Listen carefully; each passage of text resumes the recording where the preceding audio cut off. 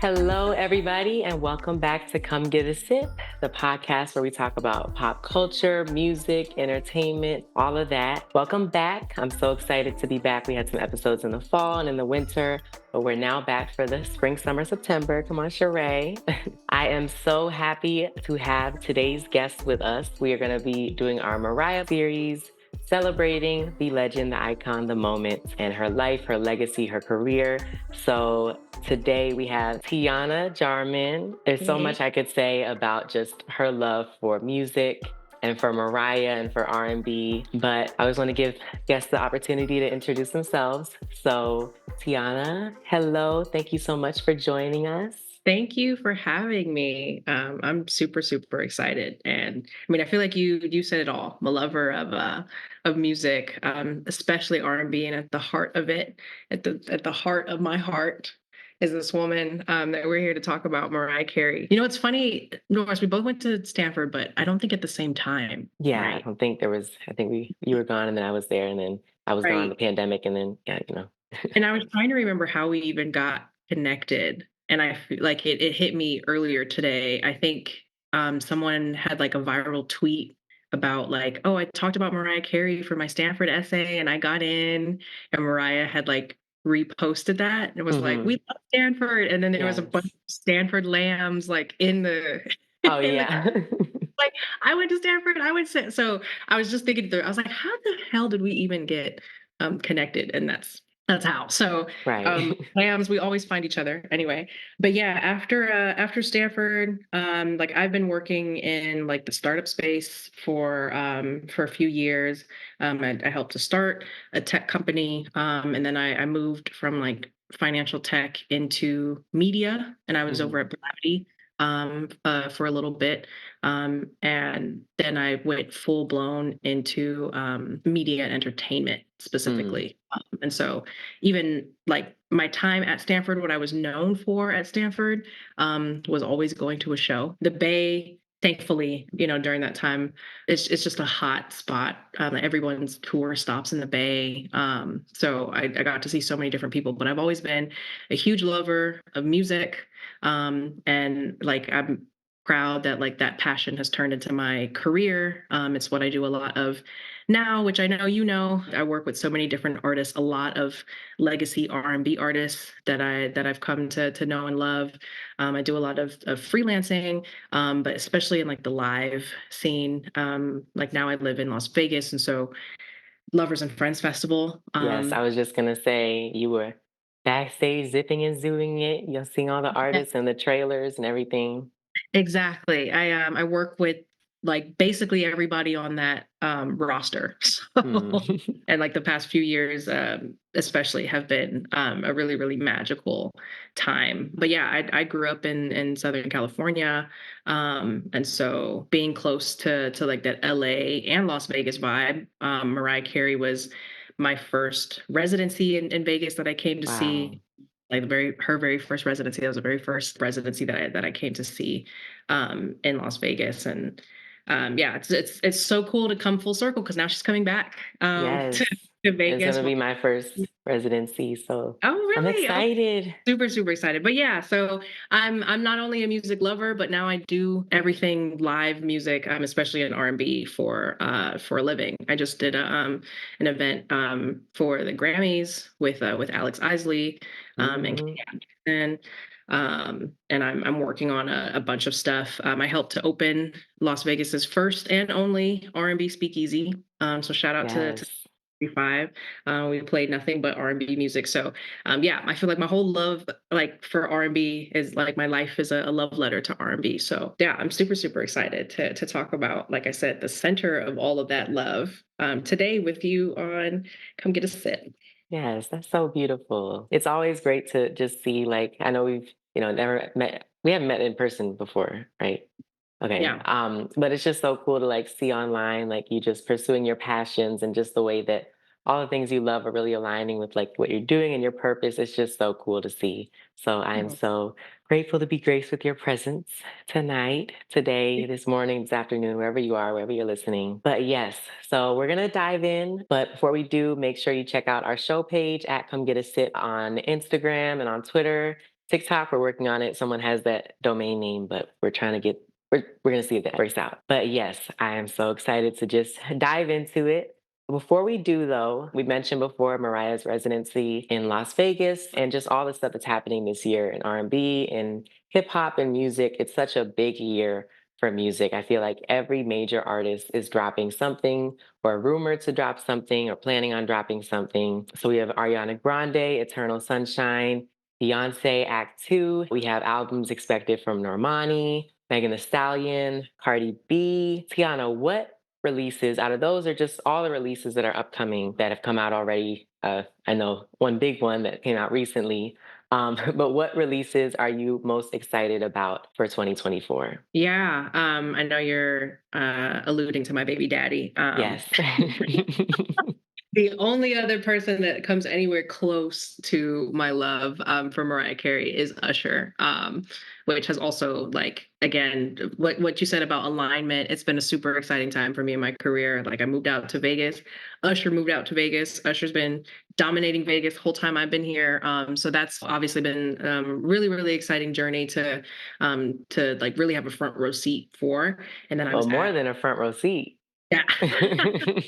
I had a front row seat to just to see everything he's been doing in Vegas, and then obviously with the Super Bowl, I was there for the Super Bowl, and got to be in the audience on the field for that, which was insane. So I've been really trying to study that album because I know just how much that means to Usher. Very excited to like just see how his tour goes now that he's taking his show that's been dominating Vegas on Yes. the road.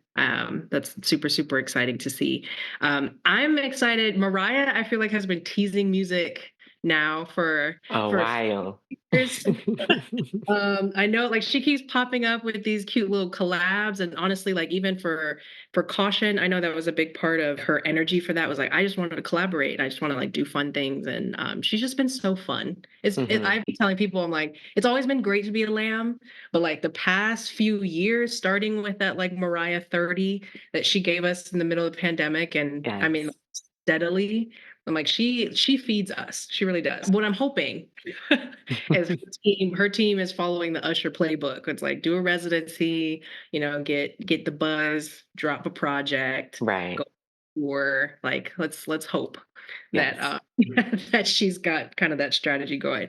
But yeah, I feel like she's been teasing for a while. She will always be my number one. Like I'm hoping every day that Mariah pulls a Beyonce and just drops something. Oh my gosh. I wouldn't know what to do. But honestly, I feel like it's just a good time for singers. Uh, Hmm.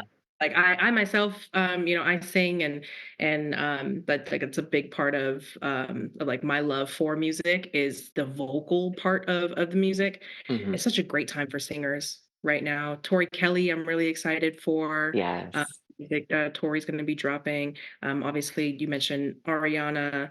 Beyonce. I really want some more male singers to come. I haven't really dived into I think Eric Bellinger just dropped a project that I want to dig more into. Money Long has Oh my also goodness. Yes. been super consistent. So for me, I'm always going to be an R&B stan through and through. Like hip hop is certainly having a moment, especially for women in hip hop. Um, Hmm.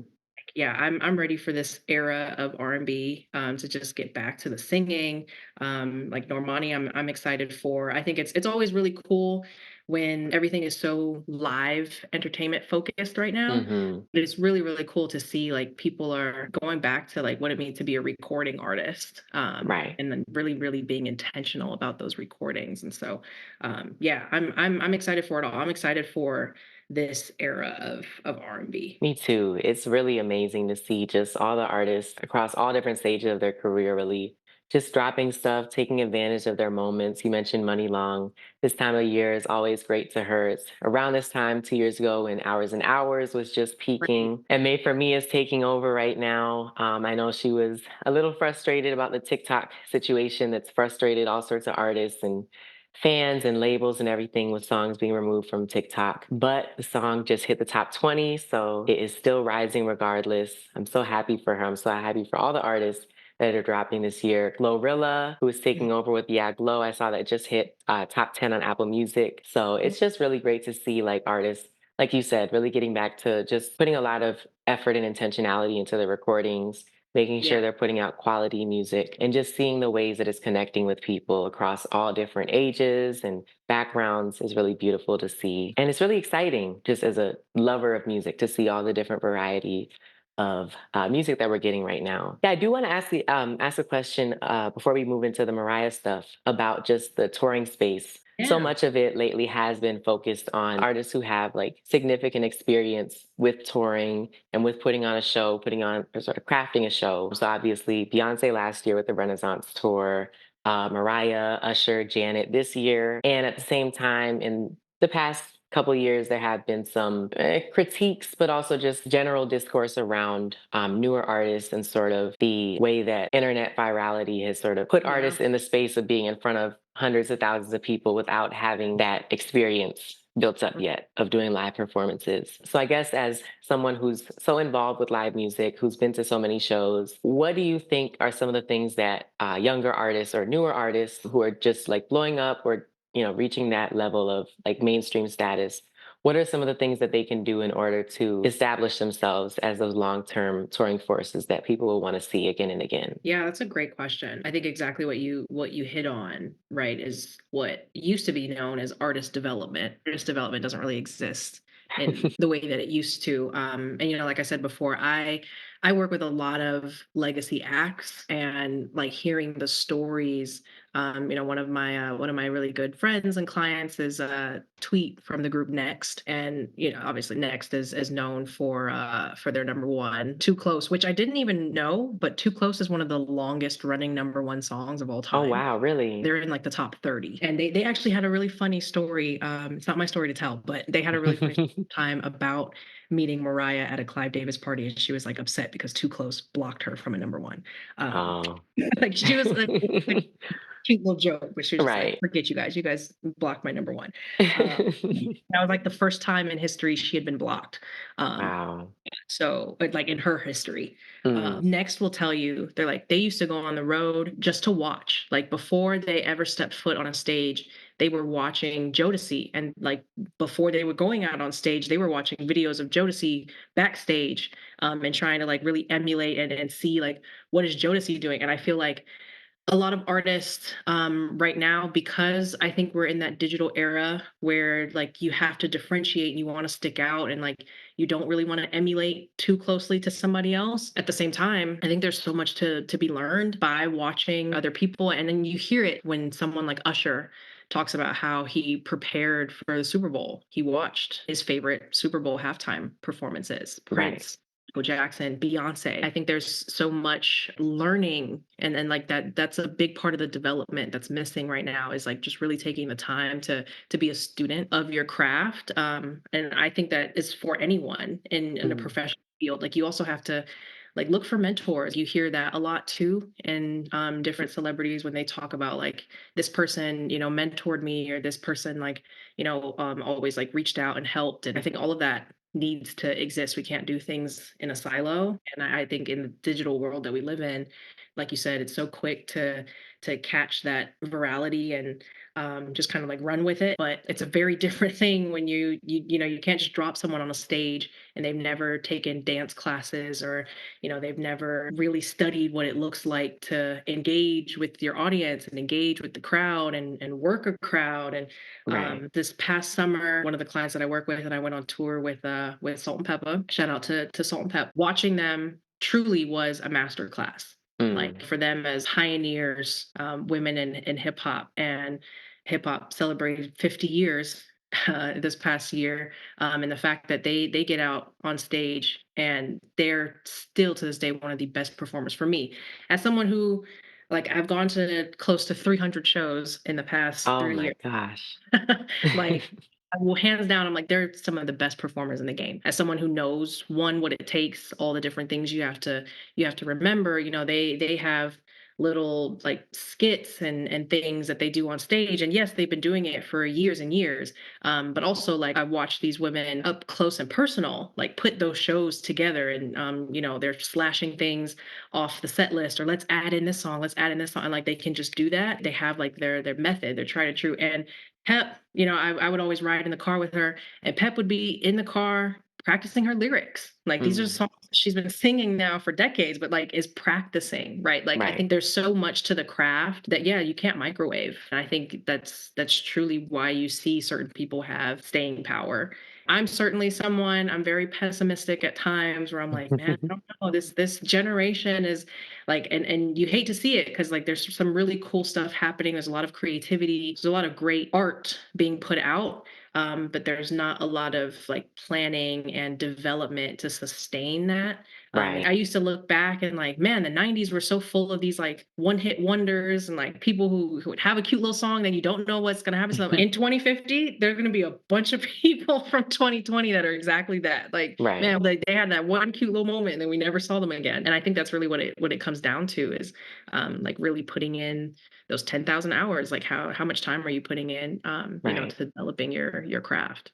Yeah, that's so true. And I'm glad you mentioned Salt and Pepper because I feel like with Hip Hop 50, that was such a huge topic last year, especially at some of those concerts that had like a mix of the older artists and some of the newer artists. People were noticing such a wide gap that existed between like the artists who had been performing those sets for like 15, 20, 30, even 40 years versus like the newer artists who are just getting comfortable on the stage. I think back to Lovers and Friends 2022. I would say next to like the Renaissance tour, that was like my favorite concert experience ever just because like just seeing how experienced all the artists were and how like despite like the 100-degree heat, the audience feeling like they were going to pass out, the sound systems going out, like they were so professional in how they moved around the stage, how they commanded the stage, like Maya, Lil Kim, Usher, of course, Sierra. Like it was such an inspiring experience as like a music fan, as someone who wants to do music, just to see like all the ways that they were really just operating on stage and just commanding it. And I do feel like you said, just being able to have that mentorship space in music is really important because like particularly in certain like pockets of music, like with female rap, for example, there's constantly like comparisons and like you said, like not wanting to seem like you're copying someone, like you can't wear a certain color wig, you can't squat, you can't do a certain dance on stage. It's like there's constant comparisons and people accusing someone of stealing a sample that they also sampled. It's just a Yeah. lot. So I think you're completely right about like the need for mentorship and those relationships that fans really need to come to celebrate as opposed to turning into like stan wars or comparing this artist to that artist. It is really important to have those relationships where you can pass down like those experiences to the next generations. Stuff like that I do think would be really cool to see, right? That like you do have these more established artists, and whether it's in your same genre or not, it's just like, hey, let me take you under my wing and yeah, and just kind of like expose you to the ways of and it's not just on the stage, it's also as a celebrity your whole life is your brand, and Right. everything that you becomes a part of like how your fans engage with you. Even just like I was thinking about like Beyonce and Megan Thee Stallion. Just Yeah. thinking about two people who were on stage together. Like Megan came to the Renaissance tour in Houston, and just seeing the way that Beyonce has taken her under her wing. Obviously we don't know like what happens behind the scenes in terms of that type of support, but just like publicly supporting her. Inviting her on stage, getting on a song with her. Those types of relationships are important. So I do hope that we see more of those in the future. Okay, so as of right now, it is March. It is the month for so many birthdays and anniversaries, so many quote unquote divas.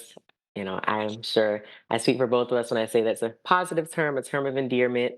So many who were born this month, but the one we're going to focus on is Mariah Carey. And of course, we have to talk about the emancipation of Mimi. We cannot talk about her career without talking about that. Whether you think it's her best album or not, it is truly a cultural moment that just took the world by storm in so many ways. I personally do think it's her best, right up there with Butterfly. They're sort of duking it out for one and two. Oh wow. But uh I go back oh. between Butterfly and Daydream. Okay. But I mean, I go back and forth with all of them, honestly. Like it really just depends on where you're at. And I know we're gonna get into it with Emancipation of Mimi because I just feel like each album has a vibe. Right. And there was certainly, I think, a time and place, and like Emancipation of Mimi at the time, I think truly captured the vibe of I mean, it's also why We Belong Together was a song of the decade, which I know we'll Exactly. not get ahead of myself. So, yes, the emancipation of Mimi. Okay, so for those who may not know, or for those of us who just love to constantly just relive these moments in her career, let's get into some of the background before we talk about it, talk about what it's meant to us, what it's meant to the world. So, Mariah Carey had a crazy, crazy, unprecedented run of dominance throughout the 1990s. Number one songs every year from 1990 to 2000, Mm. seven studio albums, all of them had number one singles, including Merry Christmas, which, you know, was very patient in waiting for its number one.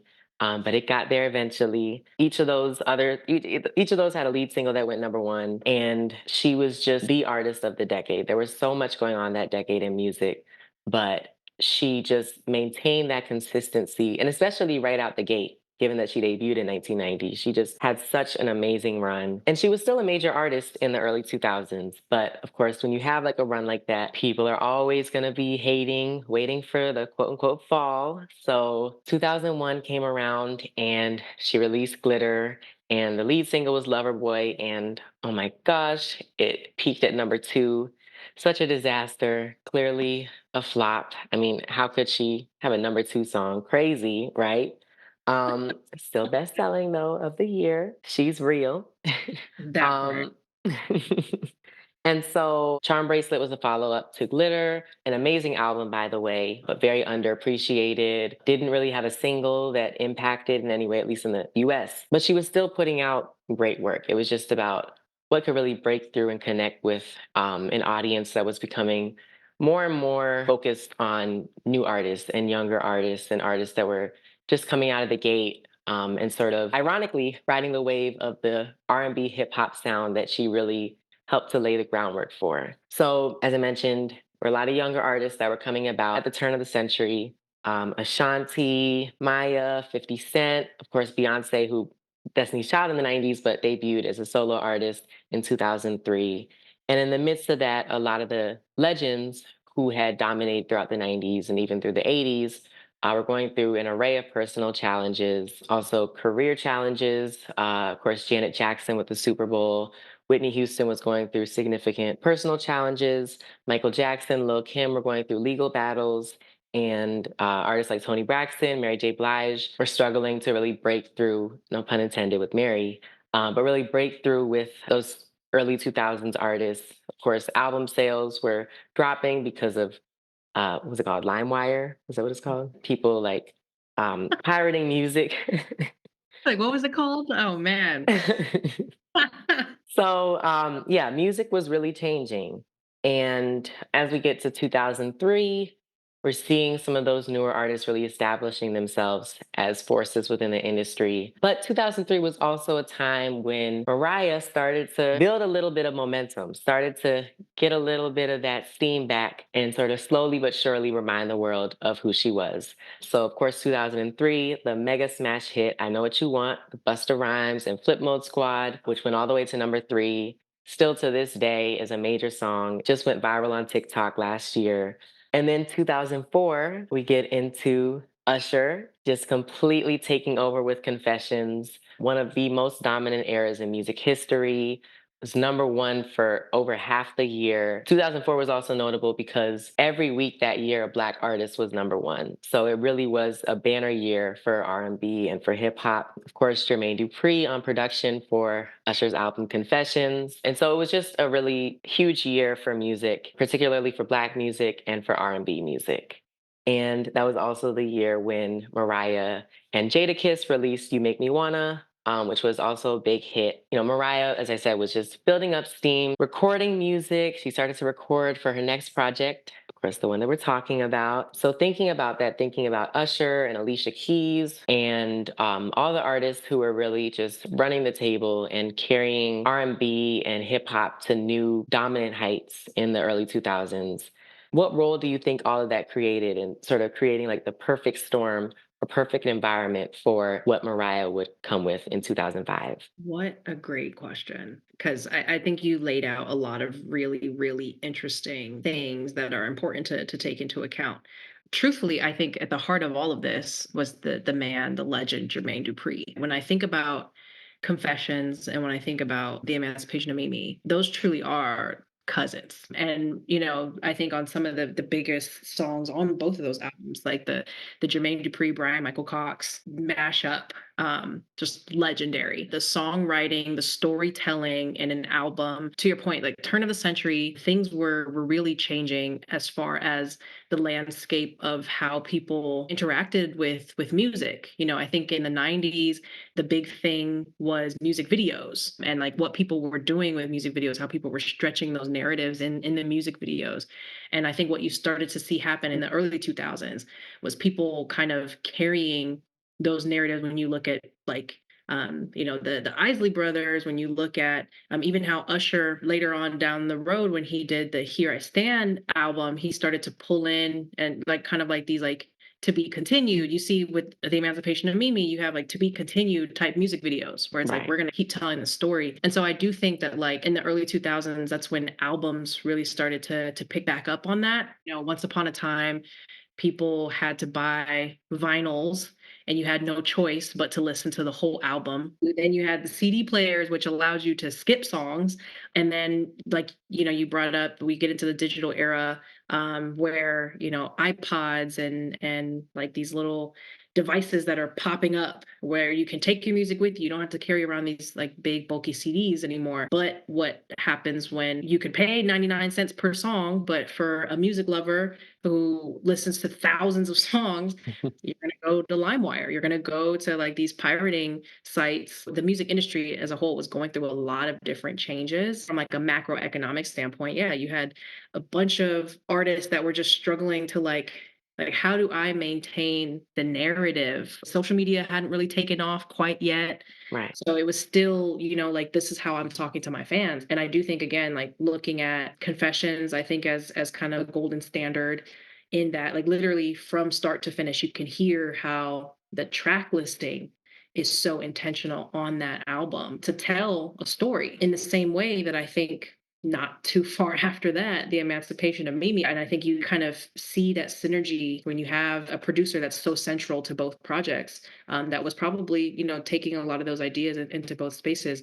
Alicia Keys, another fantastic example of that when you listen to the music she was coming out with at the time. It's very narrative driven. And then you had, just more like funky, eclectic, more like outside the box production coming from people like Kanye West, who has written and produced a lot of almost genre bending R&B. The Neptunes, like who also produced on Mariah's album.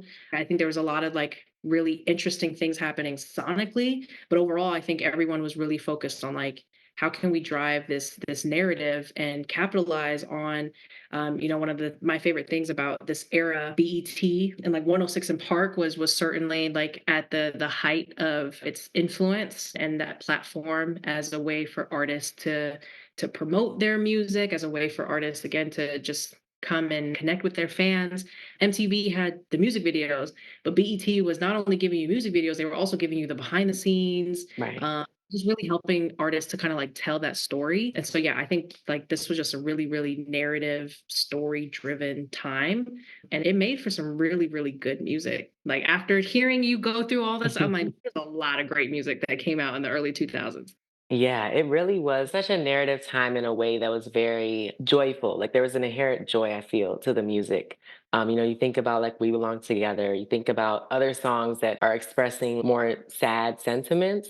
They still have a certain like groove to them, a certain upbeatedness to them that I feel really was a departure from like the ballads of the 90s, like the One Sweet Days and the Unbreak My Hearts. There was a lot more joy in music. And I feel like just relating that to Mariah in particular, thinking about the Emancipation of Mimi, the narrative theme of that album, Emancipation, was very similar to Butterfly, which came 8 years prior. But Butterfly is a much more sorrowful album. There's a lot of pain that is just placed on that album in a very raw and in a very heartbreaking way. With the Emancipation of Mimi, there was just an inherent theme of not to get too like lamb on, the listeners, but there was such a triumphant theme to this album that I feel just really carried throughout all of it. And so, focusing on the album in particular, Mariah had recorded most of it by November of 2004. And L.A. Reid had heard what Mariah had had up to that point and had suggested that she reunite with Jermaine Dupri, who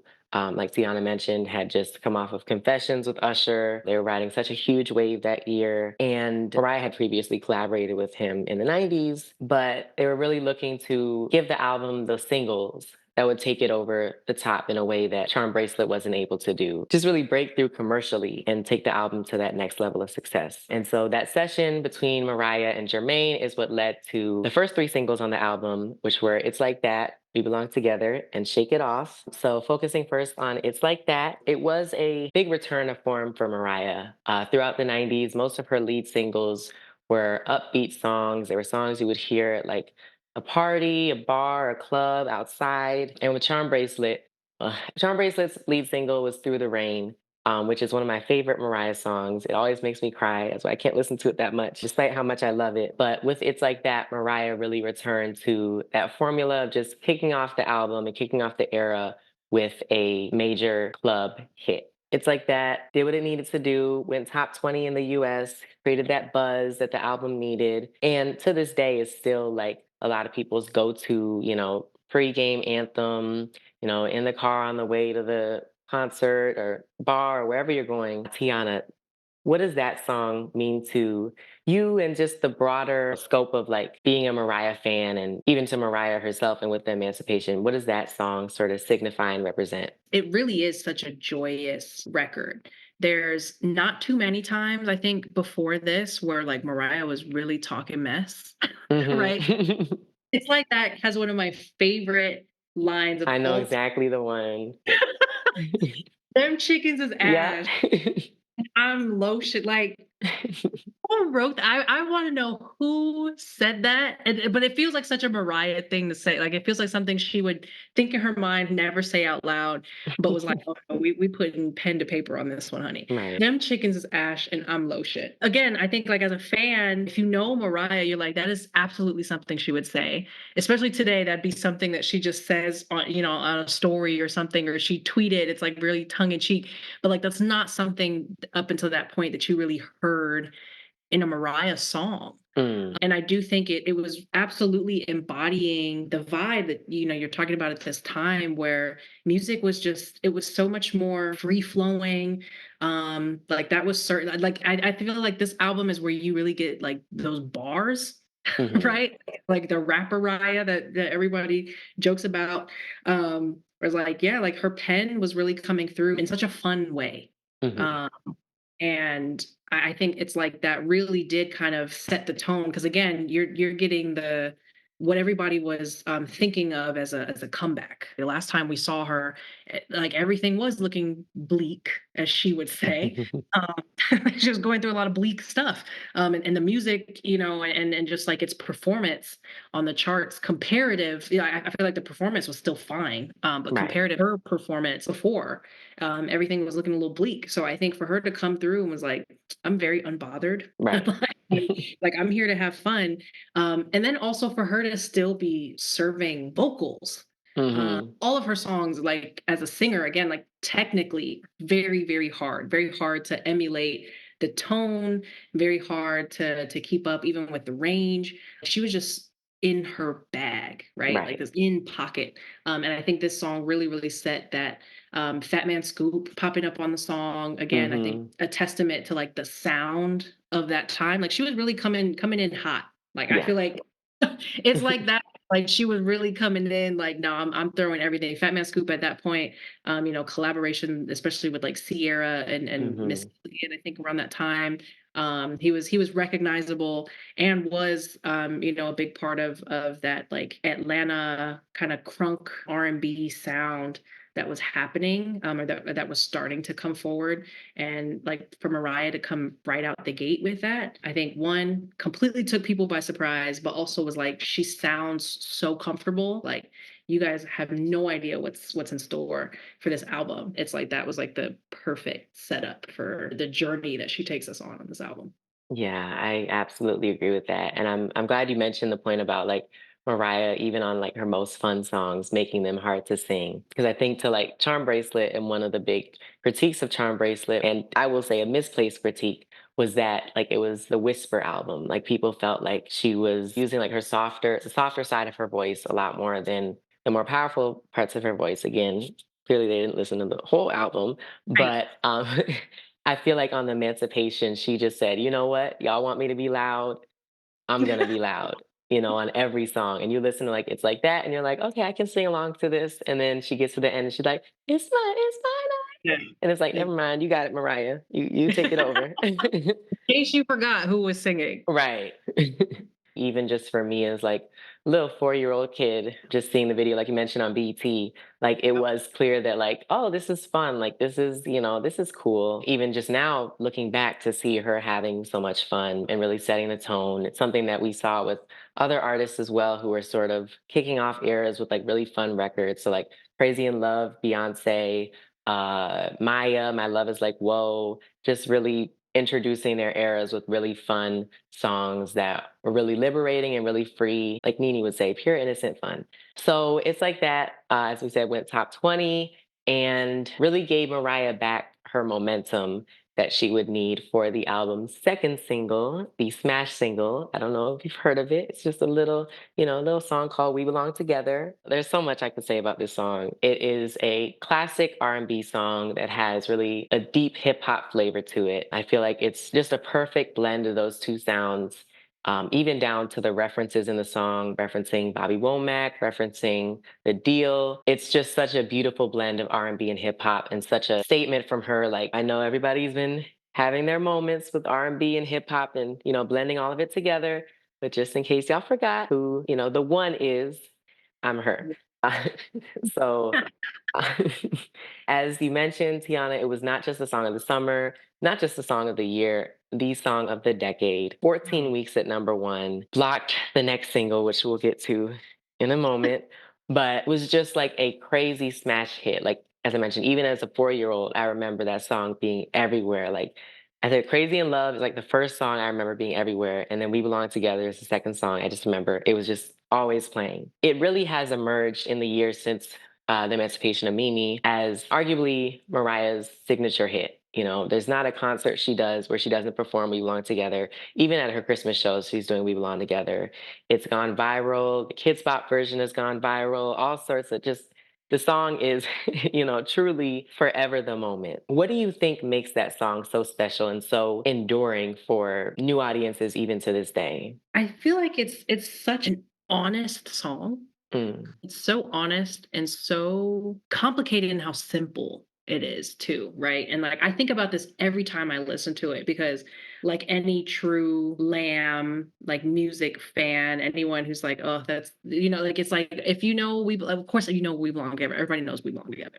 So it's always like I'm gonna test your knowledge and see how many other songs you know. And but it like yeah, you can't shake that like we belong together really is that song, especially as someone who is well aware of like how colorful her catalog actually is. It's always a moment to just be like, what is it about this song in particular?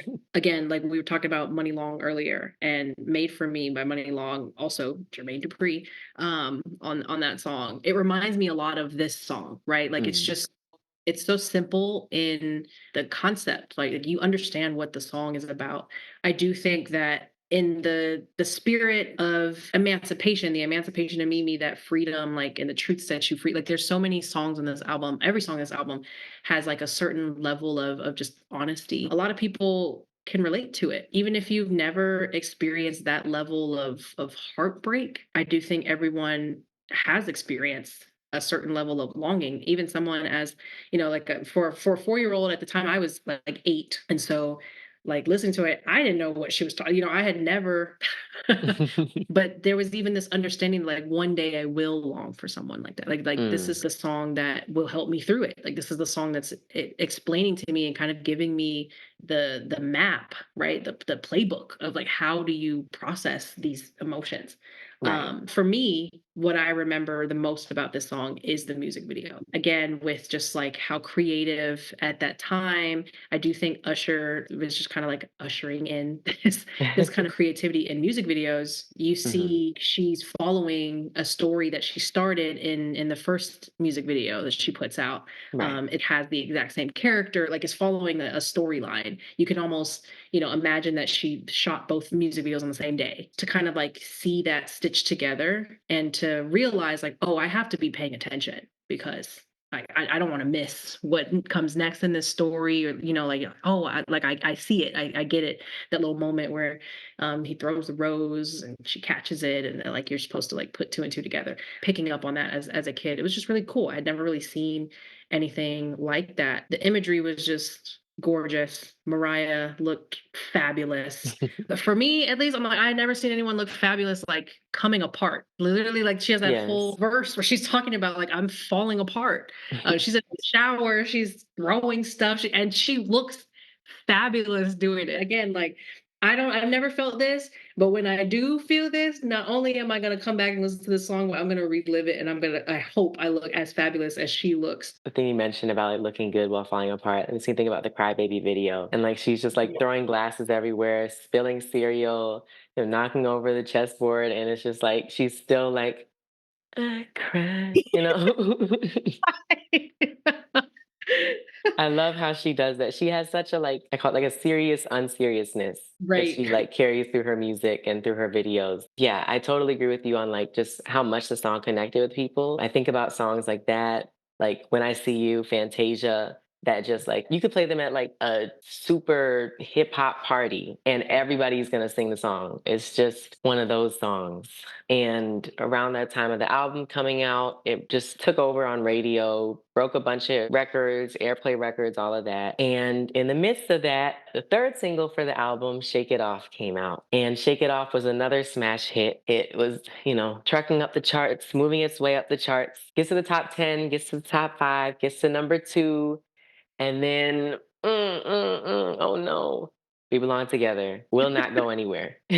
So, as a sort of consolation prize for not getting a second number one at that moment, she would get it later on. She did become the first female artist to ever have two solo songs in the top two. So even if she's not breaking one record, she's breaking another. That's just Mariah things. From a Lamb's perspective, we're both huge Lambs. We both love Mariah, and we both, love to see her breaking records. And it's always the thing on Twitter. Anytime a new artist breaks a record, it's like since Mariah Carey, first since Mariah Carey.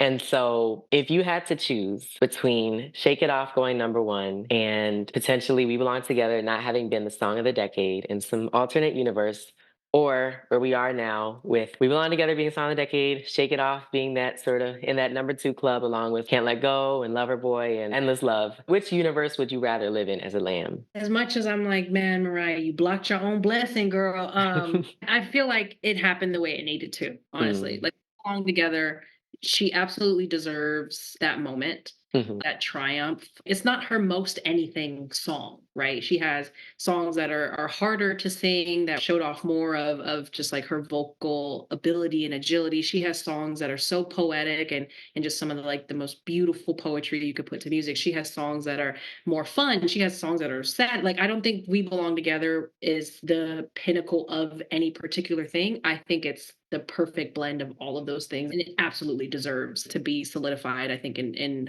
her legacy for what it is.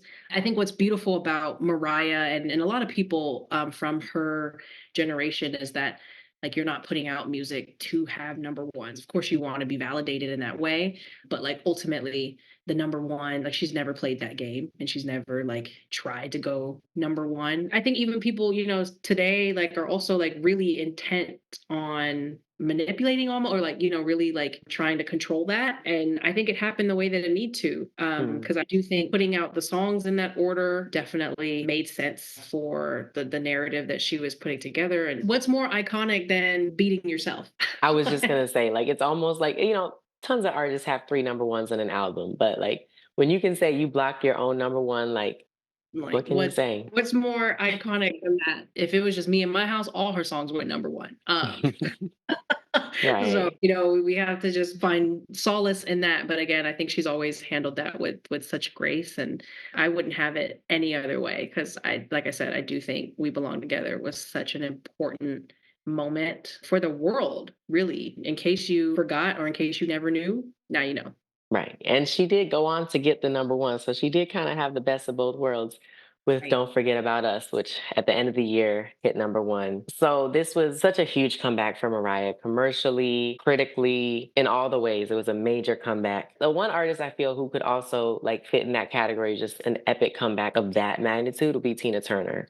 But Mm. I feel like just the way that she returned to the top and just stayed at the top is just so impactful. I'm just going to read through a couple of the stats, just a couple of them because we could go on for days and days. It was the first Mariah album in a decade to have three top two hits. And it was the first to debut at number one since Butterfly, which was 1997, so 8 years. It was the best selling album of 2005, certified 7 times platinum, 10 million plus sales worldwide, her sixth album with multiple number ones, and the third consecutive year that a Black artist had the highest selling album after 50 Cent in 2003 and Usher in 2004, and the second consecutive R&B album. It also earned Mariah her first Grammys in 15 years. Should not have been that long of a gap, but it is what it is. And a slew of other awards at all sorts of award shows. With the Grammys, there's sort of, I don't know if everybody agrees with this, but there's somewhat of a lamb conspiracy theory that she was supposed to win Song of the Year at the Grammys in 2006. I'm not going to dive too deep into it, but if you watch the video, when they announced the winner, Destiny's Child, We Belong Together does play. So, do with that what you will. That's all I'll say about that. But just thinking about that comeback in the context of the emancipation of Mimi, but also looking back on it 19 years later and thinking about all the epic moments she's had since, what impact do you think that the emancipation of Mimi had on really setting Mariah up for this like second act of her career? Again, I think like it really reintroduced this fun Mariah in an era that again, like it was becoming as a celebrity, it's becoming less and less about just your music. It's becoming more and more about some of these other platforms and how you're interacting with your fans. And not too long after this, we get E=MC². You get perfumes, you get like you just start seeing all these like things that Mariah starts to dive into that I think ultimately just they're fun. Like I always say, like the emancipation of Mimi, I think is like she lays that groundwork, really kind of bears her soul. Like to me, it's a very grown and sexy version of Butterfly. I like how you put it. Like Butterfly is very like I think somber. It is a bittersweet, like it's sad. Like you're kind of sad about what you're like shedding, what you're leaving behind, but Hmm. ultimately I'm changing. I think Emancipation of Mimi is like her Diana Ross, like I'm coming out, like Right. this is who I am now. And I think from then on, you start to see a Mariah that's so much more laid back. I think the music that she starts to make certainly like, again, I think it's especially seen on like something like a E=MC², where she starts playing around with new sounds. You get like a reggae song. You get like she start seeing that like she's becoming more and more comfortable Hmm. with things like collaborations, with trying out and experimenting with new sounds, and going back to what I feel like she never gets recognition for, which is to put on new and upcoming acts, especially rappers, Hmm. and really just solidifying more and more that like she has an ear. She's all like people don't give her enough flowers, don't give her enough credit. She has an ear for music. She has an ear for I think again with Emancipation, you start to see, especially with the platinum version, you start to see the comeback of her remixes, and Hmm. that's a Mariah that went away for a little bit. That we didn't really get to see how playful she could get with some of those, how creative, and especially again maybe it's her mashup with Jermaine Dupri. I think Jermaine Dupri's always done a really good job of just kind of, hey, let's try out this sound, establishing what I feel like was a very Atlanta sound. Like to me, when I listen to certain songs in the Emancipation of Mimi, it reminds me a lot of like eventually you get like Bow Wow and Omarion and they do Let Me Hold You. Hmm. Again, I feel like you listen to that and that's like the younger cousin of something like a We Belong Together. To me, I'm like, yeah, it sounds like it was made in Atlanta with Jermaine Dupri. Hmm. Certainly just like that was his kind of sound. Overall, you get the fun loving Mariah that like I think we get to enjoy today. The Mariah that makes the quips, and like that's just so funny. She's so funny. Right. And she was able to just kind of shed a lot of the walls that, understandably, I think she had to build up to kind of fortify her strength again after having what a lot of people wrote off as flops, even though they weren't. I can only imagine what you have to like really dig deep and solidify in yourself to be able to come back out and just say, hey, you know what? I don't care. Like, Right. not only do I know this music is good, but I'm ready to stand on it and bet on it and surround myself with people, whether it's L.A. Reid or Jermaine Dupri, the Neptunes, who are like all these people who were willing to stand with her and be like, yeah, no, she's not going anywhere. We're here to make sure of that. It's a very, very bold, very brave thing to do, but I think ultimately you have to just kind of let go and let God. It's like whatever you guys want to do with this album, go do it. I did what I needed to do. And I do feel like she had that confidence of knowing every note, every riff, everything she did on this album was like perfectly selected. Honestly, for me, none of her albums have skips, but like this is an album that like I will say with my whole chest. I send it to anyone. Like, don't you dare skip a single A song, single one, not a single one. because she gives you something in every song that either you weren't expecting from her or that you missed. Like she's doing a lot of great singing, but at the same time, like she's doing a lot of great storytelling.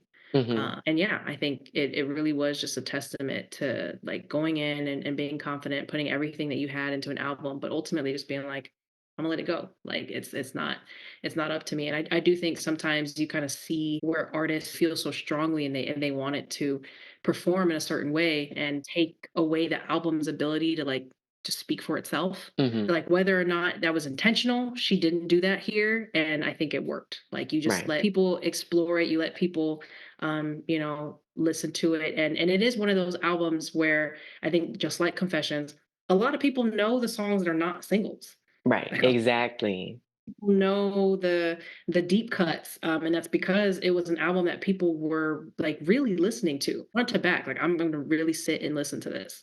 Right. That really touches on something I just thought of with the Billboard Awards in 2019 when she got the Icon Award. They did like a segment on the red carpet where they asked like a bunch of artists, like, what's your favorite Mariah song?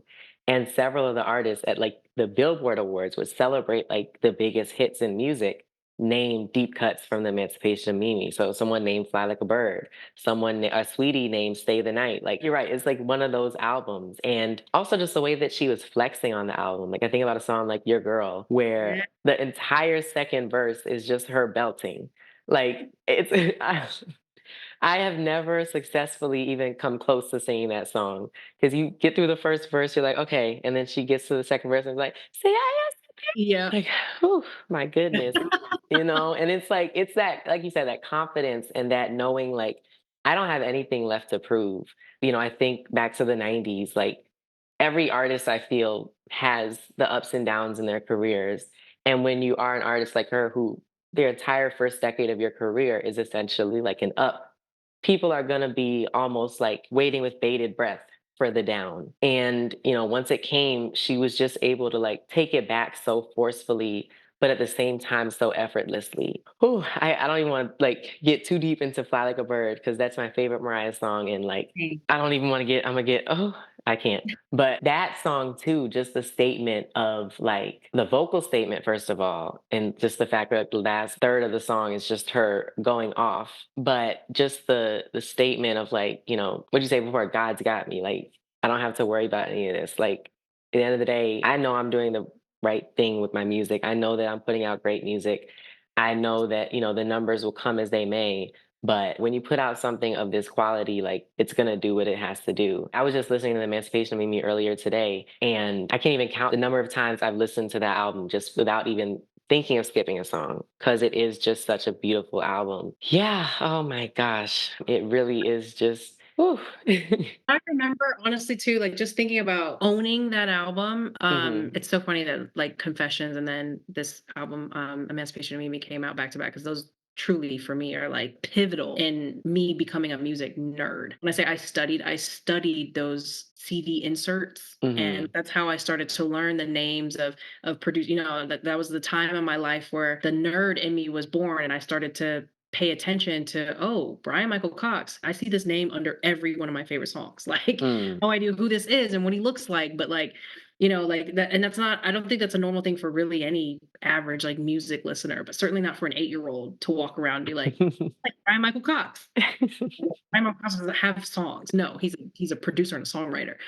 So my parents, they would have CDs in the car, Hmm. and Confessions and Emancipation of Mimi were like Confessions in my dad's car, Emancipation of Mimi was in my mom's car. Getting picked up from school, getting dropped off, like taking family trips wherever, like we're listening to full CDs. And so these were albums that I was constantly listening to, but specifically for the Emancipation of Mimi, that album insert was one of those glorious ones that had all the lyrics in it. And so I could actually sit and study the songs and Mm. really, really, really, really pay attention. There's still songs, honestly, to this day on Confessions that I sing the lyrics wrong because I'm like, as a kid, that's what I heard, and then I sang it like that my whole life.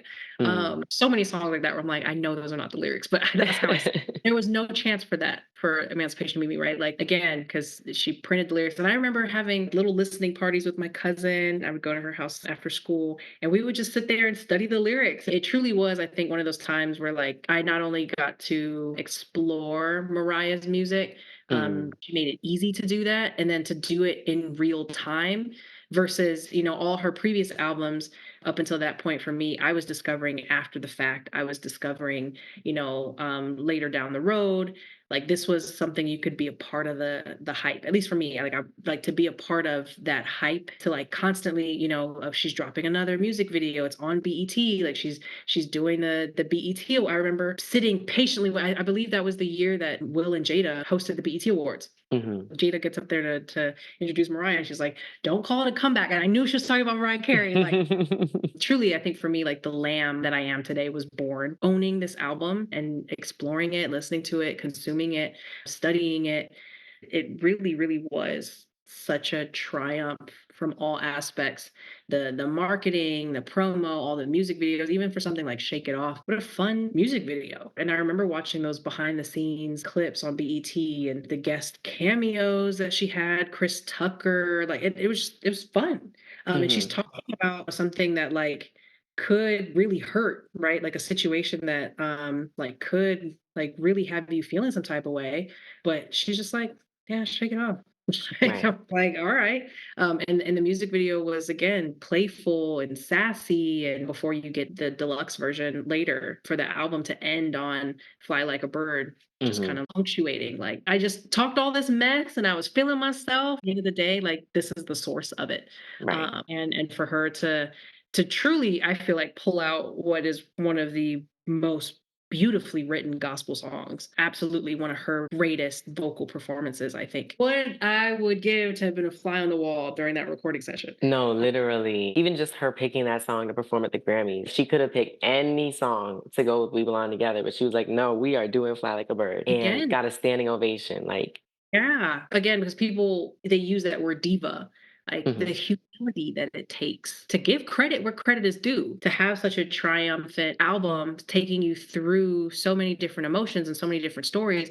And again, to punctuate that with like it comes from one place and one place only. Right. And then to bear that on stage in music's biggest night and what was one of her biggest nights in a really long time. That's humility in motion that I think really set her up for everything that came after.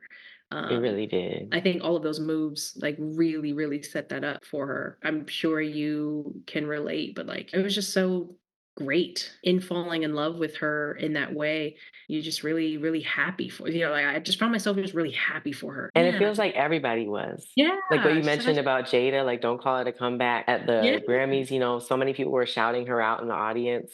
Like it's just one of those things where I felt like obviously there are haters and, like she would say, we give them positivity, but everybody was rooting for her. Like everybody was happy for her in this moment. I feel like, nowadays in music with the stan cultureification of music and how like even if an artist isn't doing as well commercially, like they're still going to have the fans making noise, and they're still going to have like that presence in music. I feel like this was maybe, I don't want to forecast the future, but I feel like I don't know if we'll ever see a comeback like that where like Mm, everybody is like pulling for the artist to be back at the top, yeah. and just thinking about the moments she's had since in her career, the ups and the downs. There have been moments when the world has ridiculed her, thinking about like, I don't want to name even the moments, but like, certain I guess holidays. I was gonna say I get sent them same videos Yeah. every year when that time Every rings. year it's like, oh gosh, here we go again. Okay. It's so funny though, like how she has every time one of those things happens, she just stays calm, just rides the wave and then takes it back. Like thinking about like the Christmas moment. Not gonna get into it, but the fact that now she's like undisputedly, is that a word? I hope it's a word. You can't dispute the fact that she is the queen of Christmas. Every time something happens, she just gets it back. She gets back to the top. And it's like she said in one of her interviews, like when you have talent, when you have real talent, and when you, as you said, you focus on the source, things are going to come back around to you and you're going to get back to where you need to be. And that's the emancipation. That's all of it right there. Thanks so much for joining us on this episode of Come Get a Sip. Tune in next time as we dive even deeper into the emancipation of Mimi. Make sure to follow us on socials at Come Get a Sip and at the Norris J. Subscribe to the podcast, subscribe to our YouTube, and we will see you next time on Come Get a Sip.